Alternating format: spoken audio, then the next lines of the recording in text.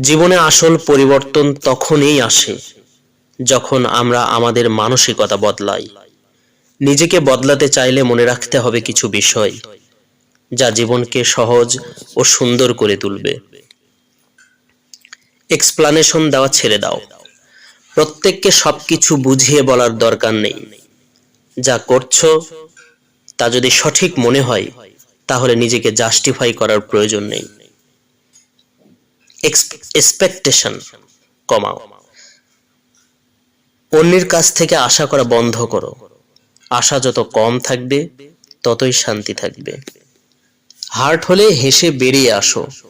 কেউ তোমাকে আঘাত করলে প্রতিশোধ নয়, বরং পরিস্থিতি এড়িয়ে যাও। নিজেকে শান্ত রাখতে শেখো। অপমান হলে ইটস ওকে বলো। অপমান কখনো তোমার মান কমাতে পারে না। এটি তাদের চরিত্রের প্রতিফলন, তোমার নয়। সময়ের উপর ভরসা রাখো। যদি কেউ তোমার যোগ্যতা নিয়ে প্রশ্ন তোলে তাহলে প্রমাণ দেওয়ার চেয়ে নিজেকে ভবিষ্যতের জন্য আরো যোগ্য করে তোলো। ইগো নয়, সেলফ রেসপেক্ট। অহংকার ভুলে গিয়ে নিজের সম্মান বজায় রেখে চলো। সেলফ রেসপেক্ট তোমার ব্যক্তিত্বের আসল পরিচয়। নিজের জন্য বাঁচো, অন্যদের জন্য নয়। নিজের জন্য বাঁচতে শেখো। পরিস্থিতি যতই কঠিন হোক, এটি তোমাকে আরো শক্তিশালী বানাবে। কঠিন সময় পার হলে জীবনের পরিণতিটা হবে সুন্দর।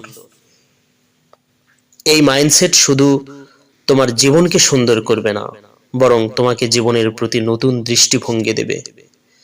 নিজেকে ভালোবাসো, নিজের উন্নতির জন্য কাজ করো, আর জীবনকে সেরাভাবে উপভোগ করো।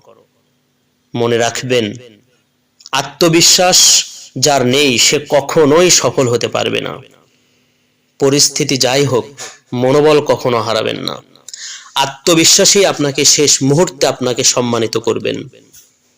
কারণ আত্মবিশ্বাস আর আত্মসম্মান দুটোই একে অপরের পরিপূরক।